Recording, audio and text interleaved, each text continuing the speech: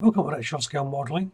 This is part 13 of AMT's Star Trek The Next Generation Enterprise D build. The scale is 1 to 1400.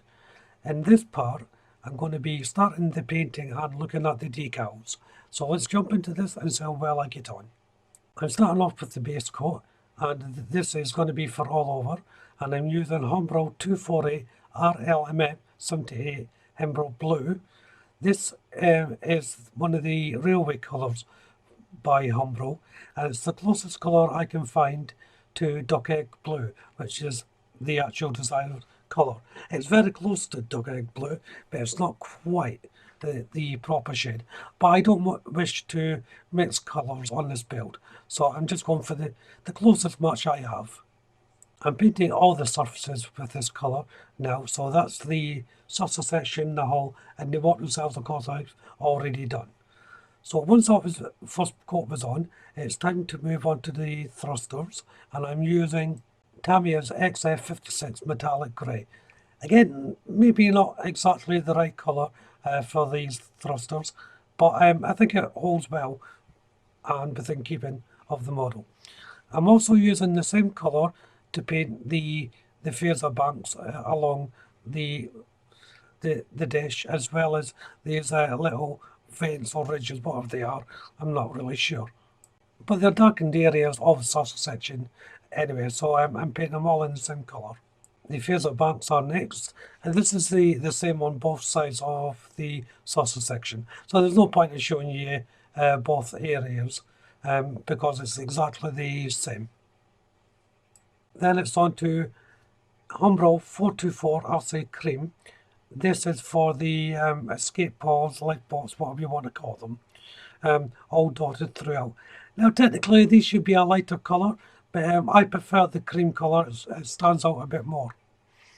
And that's all the main colours that I'll be using on the whole kit. Then it's just a matter of going around all the little areas, painting in one of the three colours.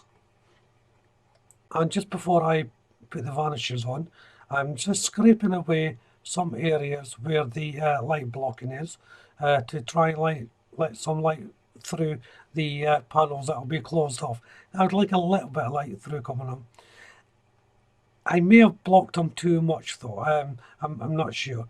But as I say, I'm just scraping a little bit of paint away, and I'll see how well it gets on once I light it all up. Onto the decals now, particularly the Aztec details. And what I've got here is a previous scanned copy of a smaller scaled Enterprise D that I had ages ago.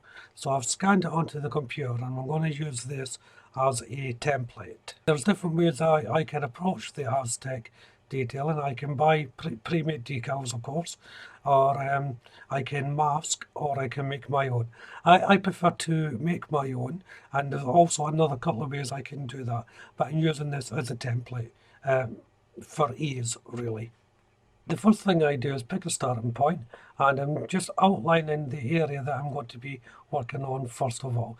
So this is the top part of the saucer section decal that I'm just going to be marking out here. Now, depending on your photo editor suite is how you go about this. So I'm not going to get too hung up on the technicals of highlighting, doing that this way and so forth. So next is to bring up a blank page, which I'm using an A4 size bit of paper here, and I'm just increasing the size so that I can have a look at what I'm working on. At this stage, the size is not really important, but it will become important later on. Now, depending on what printer you have, depending on how much of this you're going to have to do. For instance, all this white that you see on the area, you don't really have to cut out because your printer will not print white. So that will act as a blank area if you're printing these off on clear decal paper or transparent decal paper, whatever you wish to call it.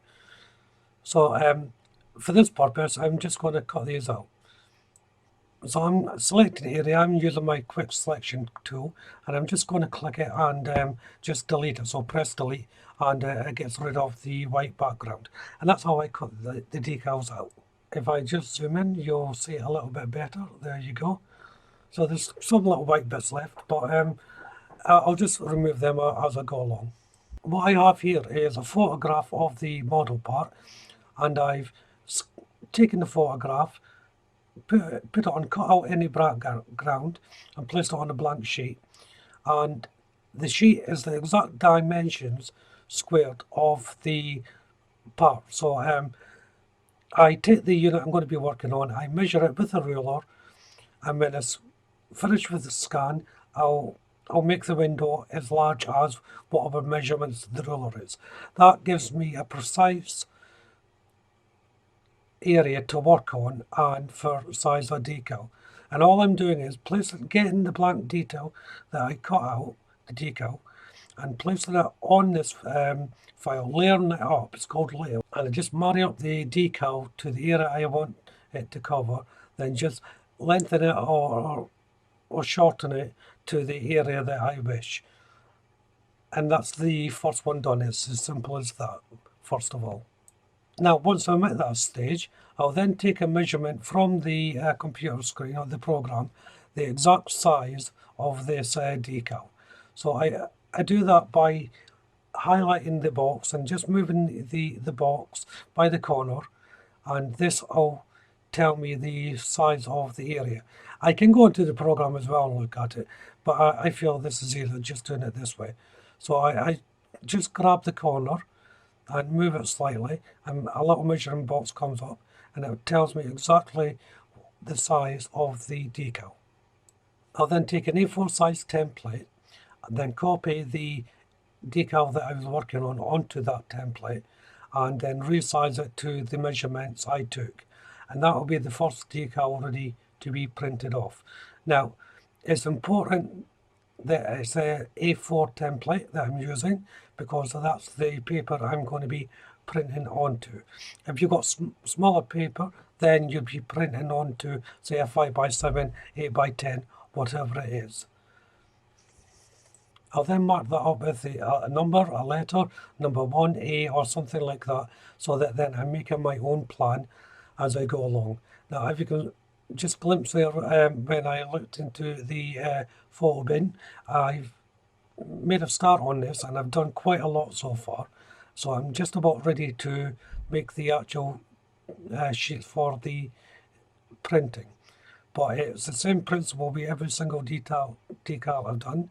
I've taken the unit, taken off the white, and then placed it onto the photograph, resized it, placed it back onto the A4 sheet of paper in its proper size, and it's ready for printing.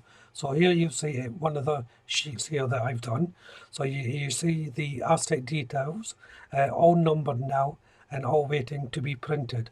Now, I should say as well, I prefer them to do these slightly larger than on the scale of the model.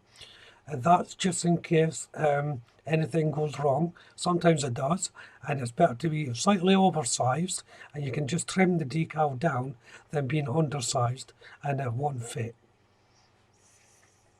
If I have to change the colour, that's fairly simple as well. I'll just highlight the area first of all. I'll pick a colour and just then fill it in. So it's as simple as that. If you make a mistake, you can just go back anyway. I constantly make mistakes when I'm doing this. And all you do is press the back function and then you can restart. See, there's a mistake. And it's easy enough done, but it's easy enough sorted out.